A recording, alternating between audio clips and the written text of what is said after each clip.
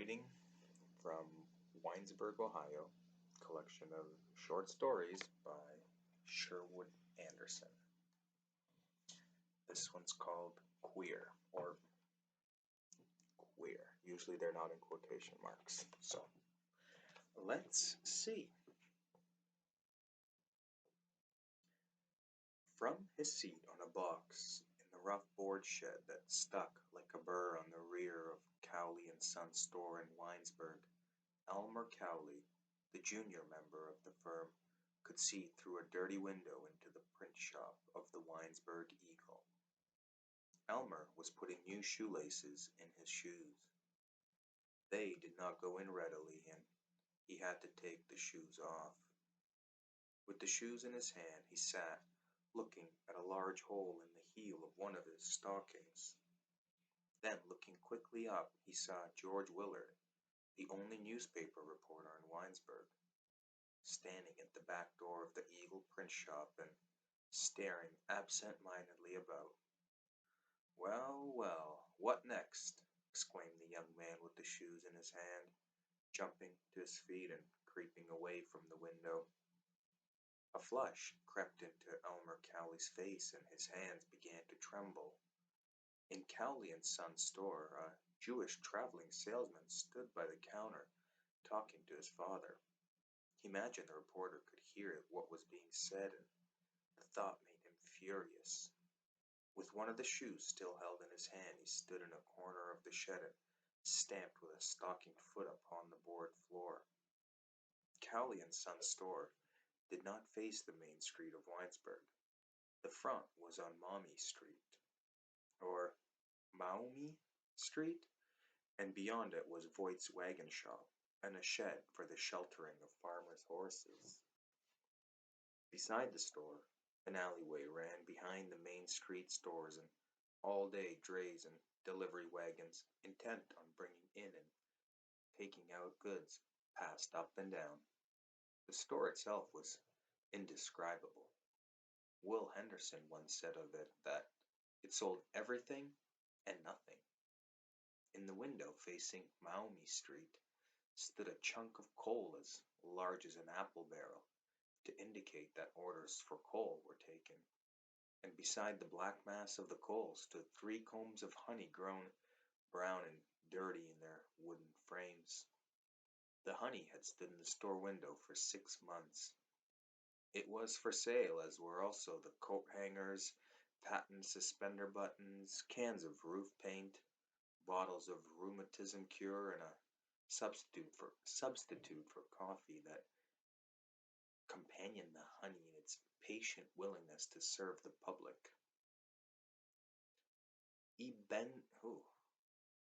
Ebenezer Cowley.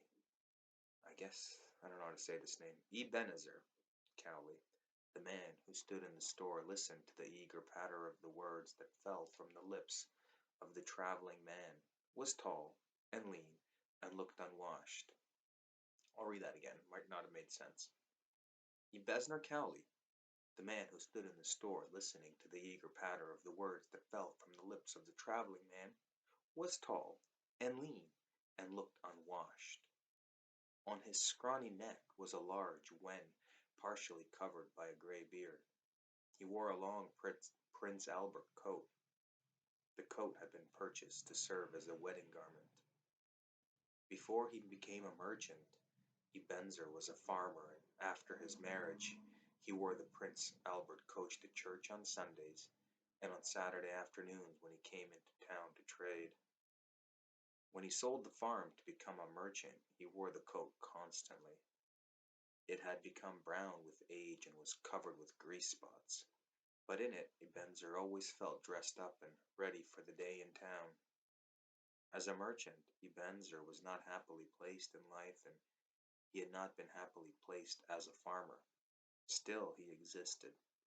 His family, consisting of a daughter named Abel and the son, lived with him in rooms above the store, and it did not cost them much to live. His troubles were not financial. His unhappiness as a merchant lay in the fact that when a traveling man with wares to be sold came in at the front door, He was afraid. Behind the counter, he stood shaking his head. He was afraid. First, that he would stubbornly refuse to buy, thus lose the opportunity to sell again. Second, that he would not be stubborn enough and would in a moment of weakness buy what could not be sold. In the store in the morning when Elmer Cowley saw George Willard standing and apparently listening at the back door of the Eagle print shop, a situation had arisen that always stirred the son's wrath. The traveling man talked and Ebenezer listened, his whole figure expressing uncertainty. "You see how quickly it is done," said the traveling man, who had for sale a small, flat metal substitute for collar buttons. With one hand he quickly unfastened the collar from his shirt and then fastened it on again. He assumed a flattering, wheedling tone. "I tell you what, men have come to the end of all this fooling with collar buttons, and you are the man to make money out of the change that is coming. I'm offering you the exclusive agency for this town. Take 20 dozen of these fasteners and I'll not visit any other store. I'll leave the field to you." The traveling man leaned over the counter and tapped with his finger on Ebenezer's breast. "It's an opportunity, and I want you to take it," he urged. "A friend of mine told me about you. See the man Cowley?" he said. "He's a live one." "I guess," he said. "See that man Cowley. He's a live one." The traveling man paused and waited. Taking a book from his pocket, he began writing out the order. Still holding the shoe in his hand, Elmer Cowley went through the store, past the two absorbed men, to a glass showcase near the front door. Took a cheap revolver from the case and began to wave it about. "You get out of here," he shrieked. "We don't want any collar fasteners here." An idea came to him. "Mind, I'm not making any threat," he added. "I don't say I'll shoot. Maybe I just took this gun out of the case to look at it. But you better get out. Yes, sir, I'll say that. You better grab up your things and get out." The young storekeeper's voice rose to a scream, and going behind the counter, he began to advance upon the two men. "We're through being fools here," he cried. "We ain't going to buy any more stuff until we begin to sell. We ain't going to keep on being queer and have folks staring and listening. You get out of here." The traveling man left. Raking the samples of collar fasteners off the counter into a black leather bag, he ran. He was a small man and very bow-legged, and he ran awkwardly. The black bag caught against the door and he stumbled and fell. "Crazy, that's what he is, crazy," he sputtered as he arose from the sidewalk and hurried away. In the store, Elmer Cowley and his father stared at each other. Now that the immediate object of his wrath had fled, the younger man was embarrassed.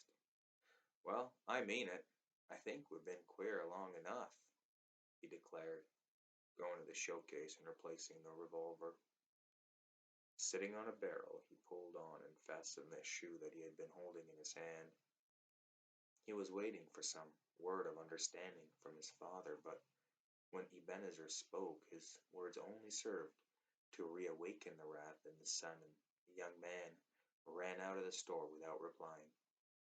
Scratching his gray beard with his long, dirty fingers, the merchant looked at his son with the same wavering, uncertain stare with which he had confronted the traveling man.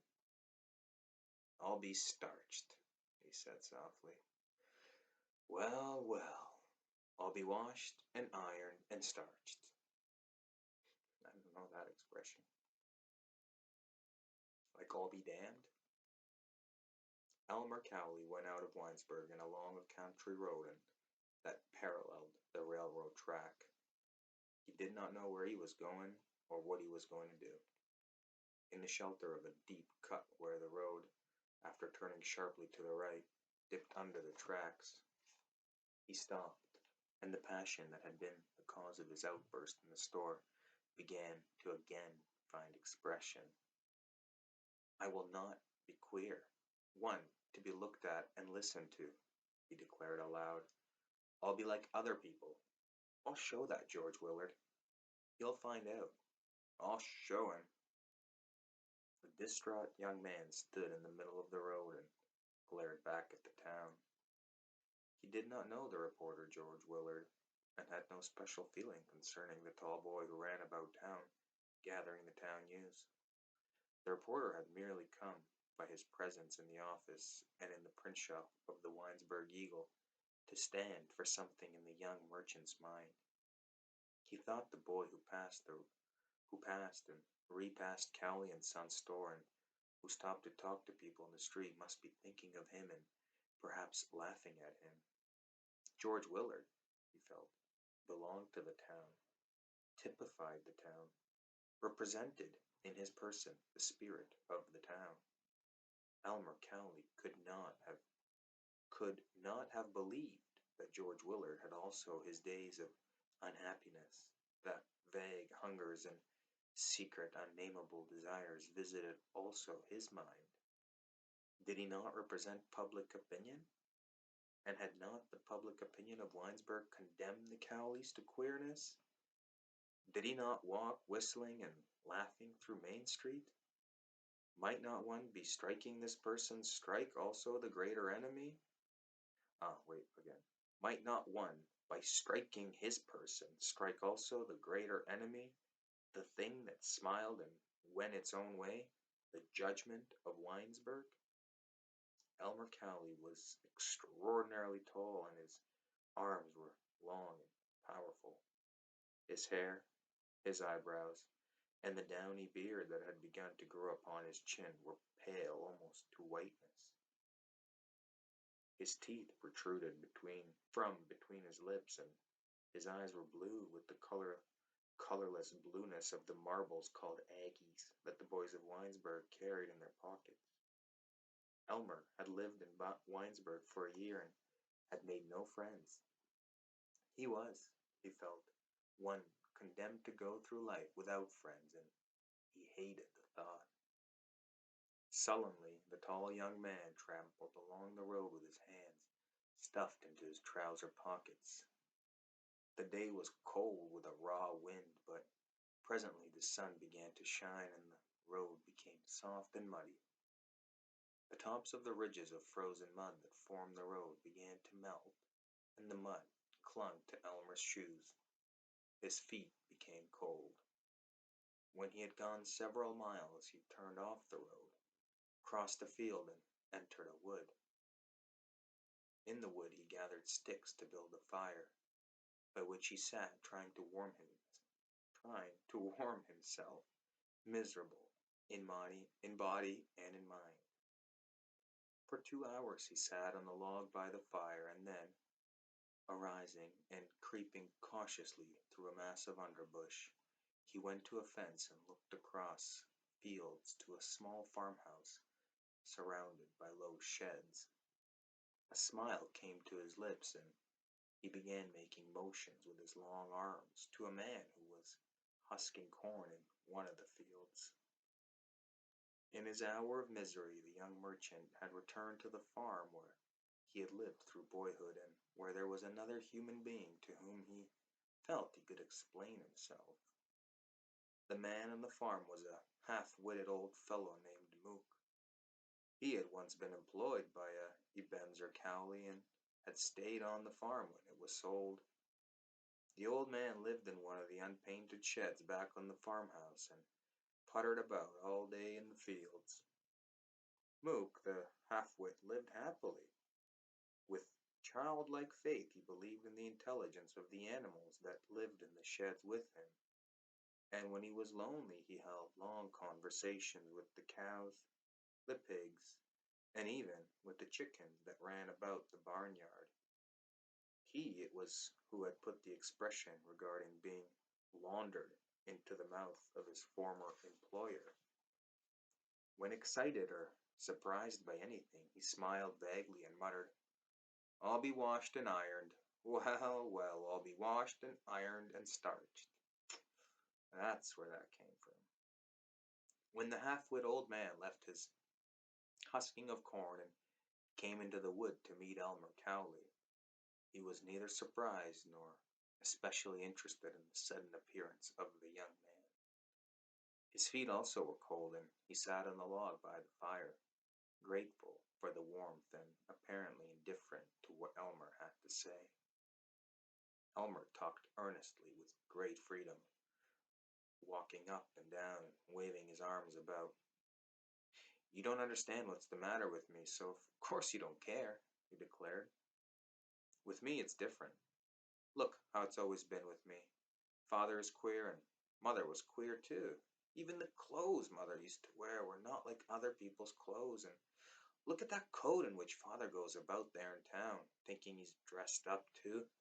Why don't he get a new one? Wouldn't cost much. I'll tell you why. Father doesn't know, and when mother was alive, she didn't know either. Mabel is different. She knows, but she won't say anything. I will, though. I'm not going to be stared at any longer. Why, look here, Moke. Father doesn't know that his store there in town is just a queer jumble, that he'll never sell the stuff he buys. He knows nothing about it. Sometimes he's a little worried that trade doesn't come, and then he goes and buys something else. In the evenings he sits by the fire upstairs and says trade will come after a while. He isn't worried. He's queer. He doesn't know enough to be worried." The excited young man became more excited. "He don't know, but I know," he shouted, stopping to gaze down into the dumb, unresponsive face of the half-wit. "I know too well. I can't stand it. When we lived out here it was different. I worked, and at night I went to bed and slept. Wasn't always seeing people and thinking as I am now. In the evening, there in town, I go to the post office or to the depot to see the train come in, and no one says anything to me. Everyone stands around and laughs, and they talk, but they say nothing to me. Then I feel so queer that I can't talk either. I go away. I don't say anything. I can't." The fury of the young man became uncontrollable. "I won't stand it," he yelled, looking up at the bare branches of the trees. "I'm not made to stand it." Maddened by the dull face of the man on the log by the fire, Elmer turned and glared at him as he had glared back the road at the glared back along the road at the town of Winesburg. "Go on back to work," he screamed. "What good does it to me? What good does it do me to talk to you?" A thought came to him, and his voice dropped. "I'm a coward too, eh?" he muttered. "Do you know why I came clear out here afoot? I had to tell someone, and you were the only one I could tell. I hunted out another queer one, you see. I ran away, that's what I did. Couldn't stand up to someone like that George Willard. I had to come to you. I ought to tell him, and I will." Again his voice arose to a shout, and his arms flew about. Ah, a little rhyme there. Again his voice arose to a shout, and his arms flew about. "I will tell him. I won't be queer. I don't care what they think. I won't stand it." Very fascinated by this notion of, I guess, being normal and being, not even being normal, but more importantly, being considered normal. And he thinks his family are weird, or as he calls them, queer. But I don't really understand why the fascination, why he thinks so, like, deeply about this. Elmer Cowley ran out of the woods, leaving the half-wit sitting on the log before the fire. Presently, the old man arose and, climbing over the fence, went back to his work in the corn. "I'll be washed and ironed and starched," he declared. "Well, well, I'll be washed and ironed." Mook was interested. He went along a lane to a field where the two cows stood nibbling at a straw stack. "Elmer was here," he said to the cows. "Elmer is crazy. You better get behind the stack where he don't see you. He'll hurt someone yet, Elmer will." At 8 o'clock that evening, Elmer Cowley put his head in at the front door of the office of the Winesburg Eagle, where George Willard sat writing. His cap was pulled down over his eyes and a sullen, determined look was on his face. You come on outside with me, he said, stepping in and closing the door. Kept his hand on the knob as though prepared to resist anyone else coming in. You just come on, you just come along outside. I want to see you. George Willard and Elmer Cowley walked through the main street of Winesburg. The night was cold, and George Willard had on a new overcoat and looked very spruce and dressed up. He thrust his hands into the overcoat pockets and looked inquiringly at his companion. He had long been waiting to make friends with the young merchant and find out what was in his mind. Now he thought he saw a chance and was delighted. I wonder what he's up to. Perhaps he thinks he has a piece of news for the paper. It can't be a fire because I haven't heard the fire bell and there isn't anyone running, he thought. In the main street of Winesburg, on the cold November evening, but few citizens appeared, and these hurried along bent on getting to the stove at the back of some store. The windows of the stores were frosted, and the wind rattled the tin sign that hung over the entrance to the stairway leading to Dr. Welling's office. Before Hearn's grocery, a basket of apples and a rack filled with new brooms stood on the sidewalk. Elmer Cowley stopped and stood facing George Willard. He tried to talk and his arms began to pump up and down. His face worked spasmodically. He seemed about to shout.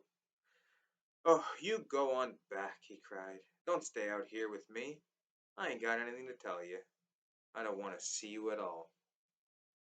Weird.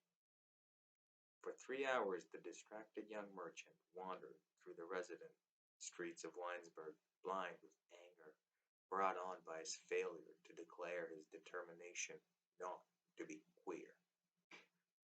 Bitterly, the sense of defeat settled upon him and he wanted to weep. After the hours of futile sputtering at nothingness that had occupied the afternoon, and his failure in the presence of the young reporter, he thought he could see no hope of a future for himself. And then a new idea dawned for him. In the darkness that surrounded him, he began to see a light. Going to the now darkened store where Cowley and Son had for over a year waited vainly for trade to come, he crept stealthily in and felt about in a barrel that stood by the stove at the rear. In the barrel, beneath shavings, lay a tin box containing Cowley and Son's cash. Every evening, Ebenezer Cowley put the box in the barrel when he closed the store and went upstairs to bed. They would never think of a careless place like that, he told himself, thinking of robbers. Elmer took $20, two $10 bills, from the little roll containing perhaps $400, the cash left from the sale of the farm. Then, replacing the box beneath the shavings, he went quietly out at the front door and walked again in the streets. The idea that he had thought might put an end to all of this unhappiness was very simple. I will get out of here, run away from home, he told himself.